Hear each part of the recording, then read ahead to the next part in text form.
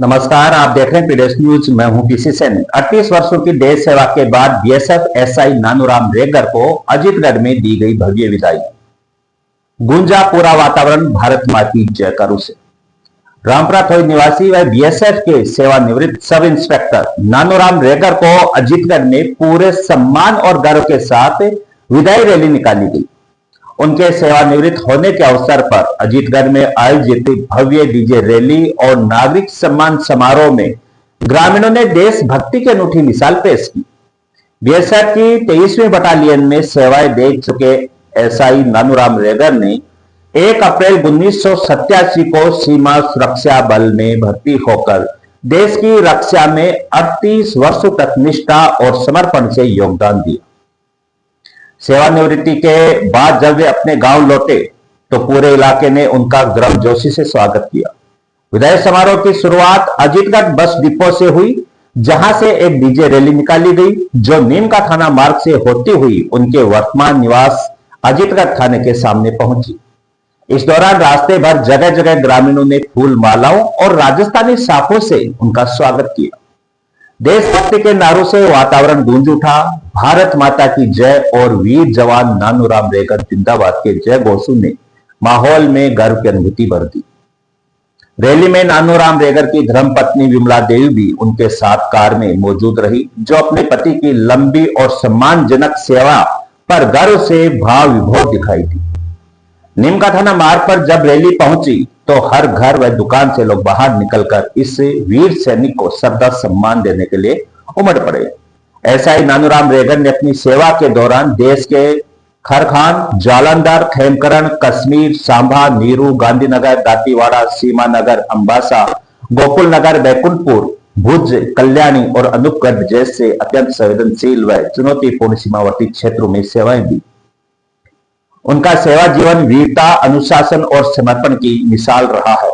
इस विशेष अवसर पर कृष्णा इंटरलॉक अजीतगढ़ के एमडी बाबूलाल यादव ने उनका अभिनंदन करते हुए कहा, नानूराम रेगर जैसे सैनिकों की वजह से देश की सीमाएं सुरक्षित है।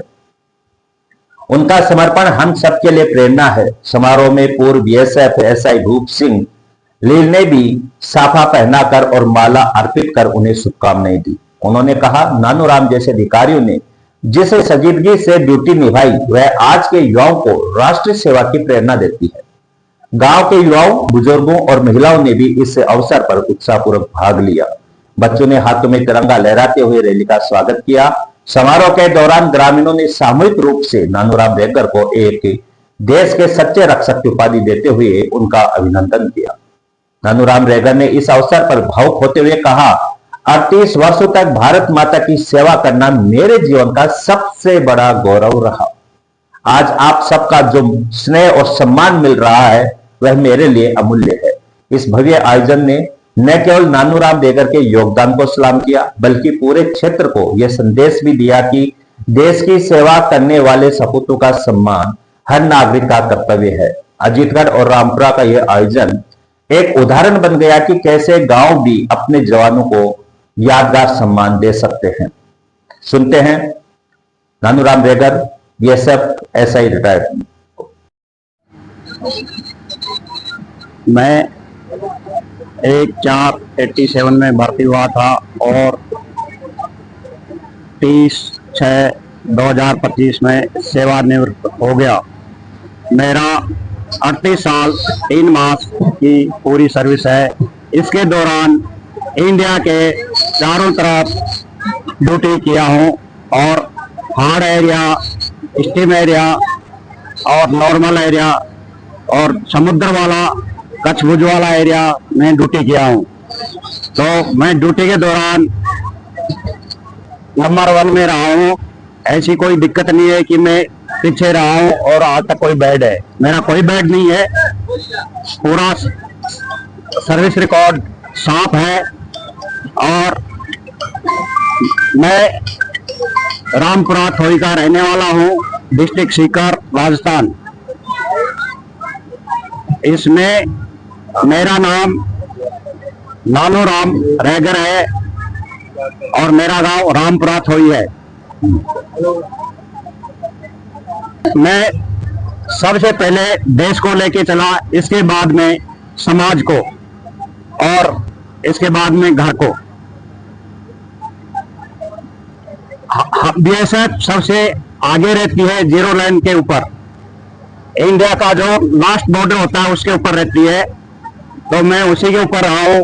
बाकी अंदर में देश के आंतरिक में जब पुलिस के काबू सिविल आदमी नहीं रहते हैं तब बीएसएफ को लगाया जाता है, और बीएसएफ किसी के साथ भाईबंदी नहीं करती है। बीएसएफ सबसे ज्यादा स्मगलर पकड़ती है और 2 नंबर का माल पकड़ती है। तो बीएसएफ सब आर्मी पुलिस सबसे 1 नंबर में है। जो देश के जितने भी आतंकवादी या 2 नंबर के आदमी आते हैं उनको रोकती है, या इंडिया से उधर कोई भी जाता है उसको भी रोकती है।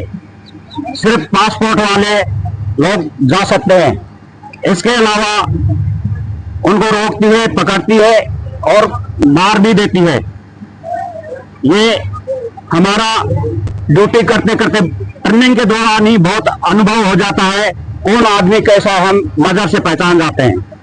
दूसरी बात, भाषा से, लैंग्वेज से और देखने से भी हमारे को पता चल जाता है कि ये आदमी किस टाइप का आदमी है। उस आदमी को हम आइडिया से ही किसको मारेंगे तो मारेंगे, वो हमारे ऊपर निर्भर है, हम किसी का ऑर्डर भी नहीं लेते हैं। और यदि हमारे को नॉर्मल आदमी या गलती से आ जाता है तो हमको मालूम लग जाता है, उसके पास कुछ नहीं होता है, वो ऊपर हाथ कर देता है और हमसे बातचीत करता है दूर से, लेकिन हम नजदीक जाके उससे बात नहीं करते हैं। दूर से बात करेंगे, उसको हैंडअप कराएंगे और उसे कुछ पूछताछ करेंगे तो वो हमको खुद की जानकारी देगा। हम अभी बीएसएफ से रिटायर हो गए हैं, सेवानिवृत्ति हो गए हैं और पूरी सर्विस करके आ गए हैं। हमारा शरीर अभी ठीक ठाक है। यही है मेरी तरफ से।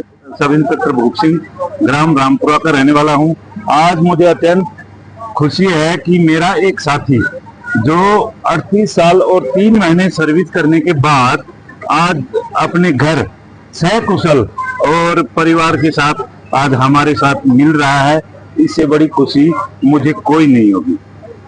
इसी उपरांत आज जो हमारे समाज के जितने भी महानुभाव, महिलाएं जितनी भी इकट्ठी हुई है, उन्हें भी उतनी ही खुशी है जितनी मुझे है। इस खुशी के लिए मैं प्रभु से प्रार्थना करूंगा कि इनके उज्जवल भविष्य और इनकी सेहत का ध्यान रखते हुए इनके पूरे परिवार का ध्यान रखे। मुझे इसी में खुशी है।